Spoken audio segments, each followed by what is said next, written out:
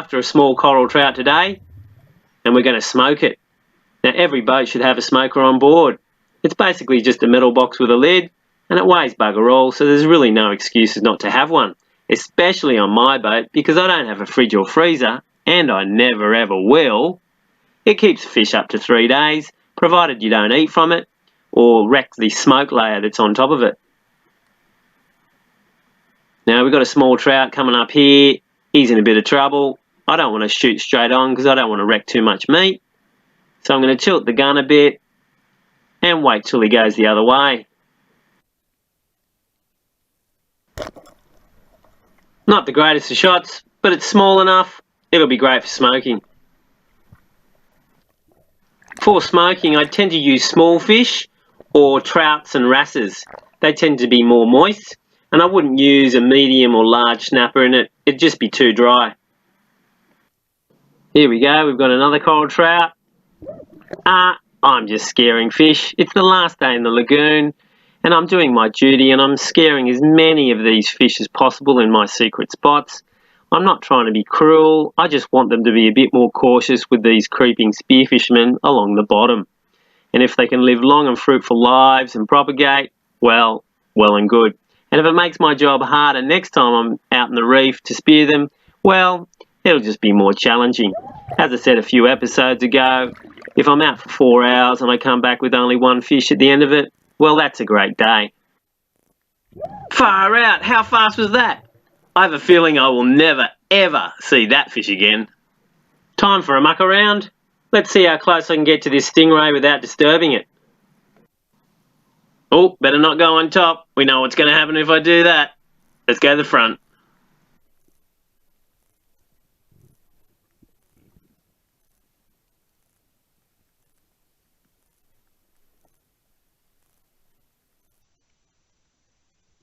Oh, he stopped chewing. He must have seen me.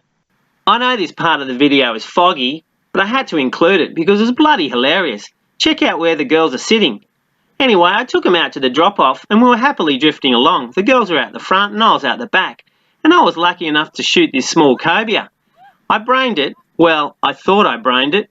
And I chucked it in the boat and I thought nothing of it and just swam off.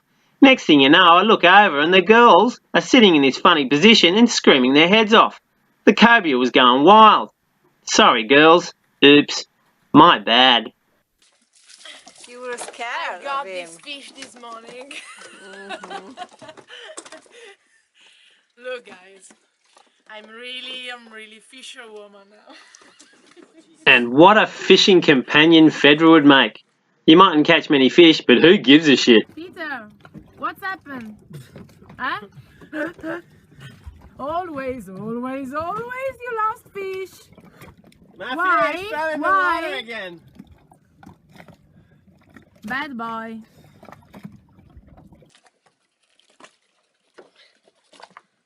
I did notice a juicy liver, and Stefania was telling me how much she'd love to try a juicy liver.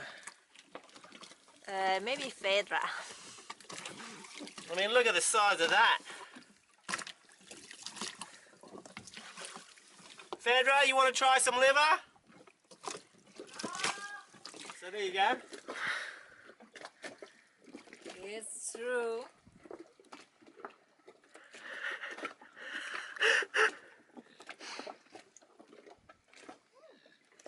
It's normal. It's good. Isn't it? It's good. Now, Really? Fedra, have a go. It's Really is good. Yeah, it tastes like...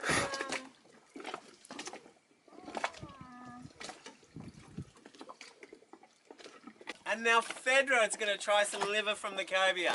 yeah. There you go, beautiful. Okay.